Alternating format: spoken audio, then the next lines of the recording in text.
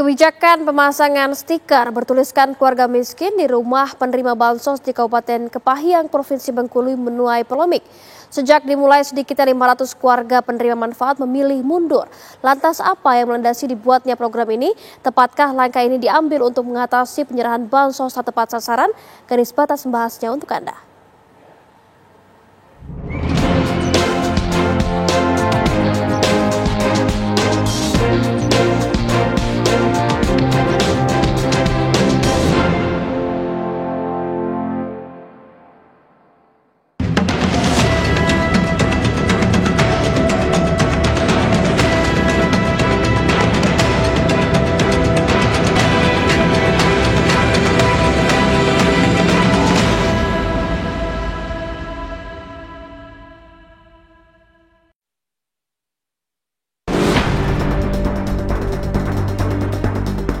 Kabupaten Kepahyang, Provinsi Bengkulu sedang jadi sorotan.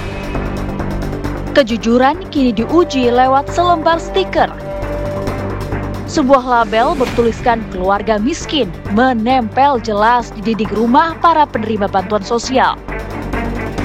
Sejak program ini dimulai pada 20 Oktober 2025 lalu, lebih dari 500 keluarga penerima manfaat memilih mundur.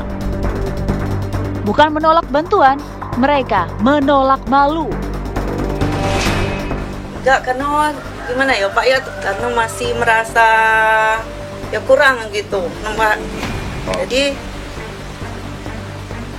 ya nerima aja ya? Iya, menerima aja. Tidak masalah, karena kita kan masih membutuhkan bantuan untuk anak sekolah gitu kan. Untuk ekonomi kok masih perlu juga ibaratnya kan. Karena sudah agak lumayan agak mempan. Iya, mundur. Apa alasan ibu mundur? Karena ibu kan menimbang sekarang kan sudah 13 tahun. Jadi mendingan ekonomi sudah agak ada mendingannya, jadi ibu mundur kan. Niatnya agar bantuan tepat sasaran. Kebijakan yang disebut sebagai transparansi justru seolah kemiskinan sedang ditelanjangi. Kebijakan ini dilakukan secara acak dan bersifat contoh. Namun, akankah berlanjut? Saat ini masih berjalan terus, karena sekarang trennya ini sudah berubah. Kalau kemarin satu, sekarang sudah kelompok. Dan sampai hari ini 615-an dan masih berjalan.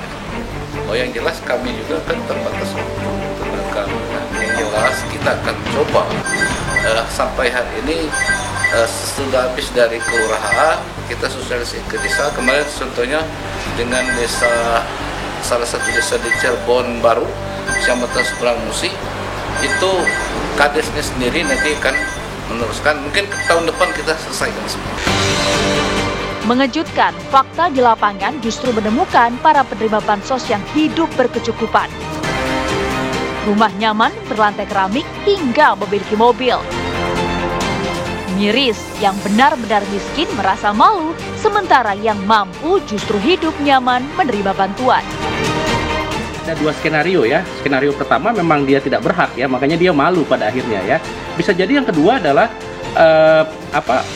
orang-orang yang tidak mampu, katakanlah kelompok atau keluarga miskin di Indonesia, itu harga dirinya juga tinggi begitu ya. Jadi saya menduga sebetulnya bansos ini bukan kepentingan masyarakat miskin, tapi kepentingan pemerintah ya. Jadi mereka akan merasa harga diri mereka sangat tinggi untuk tidak mau dibilang miskin ya. Saya berjuang gitu, kalau mau bantu, bantu saja begitu. Jadi perspektif itu juga ada di tengah masyarakat, bahwa jika ingin membantu ya silahkan bantu, tapi jangan labeli kami dengan sesuatu yang membuat diri kami jadi rendah dan harga diri kami jadi hilang begitu. Menteri Sosial buru-buru mengklarifikasi bahwa ini bukan instruksi pusat, melainkan inisiatif daerah.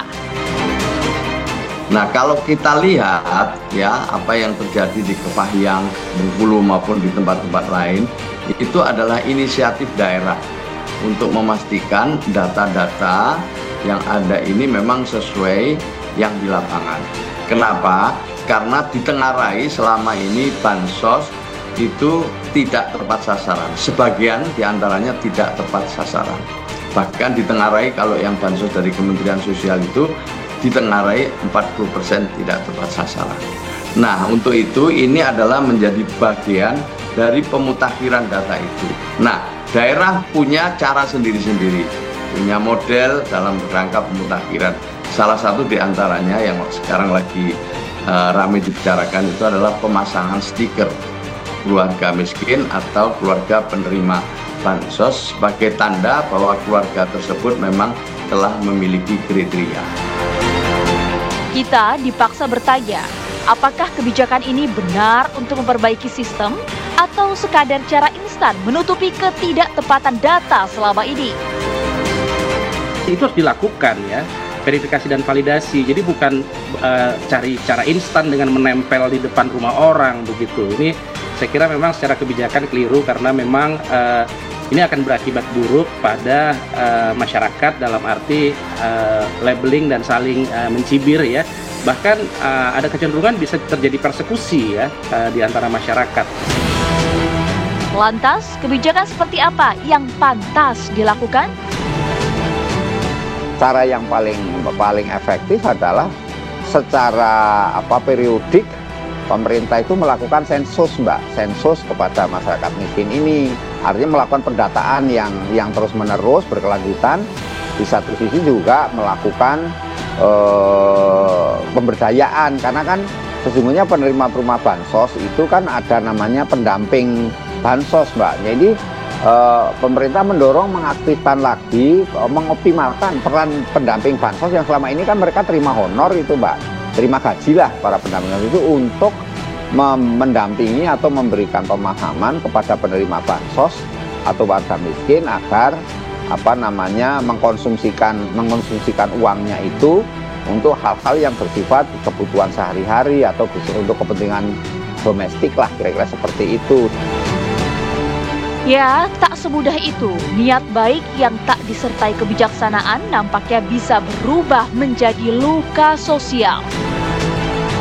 Kita diajak belajar bahwa menghapus kemiskinan bukan soal memberi bantuan, tapi bagaimana mampu memulihkan martabat warganya.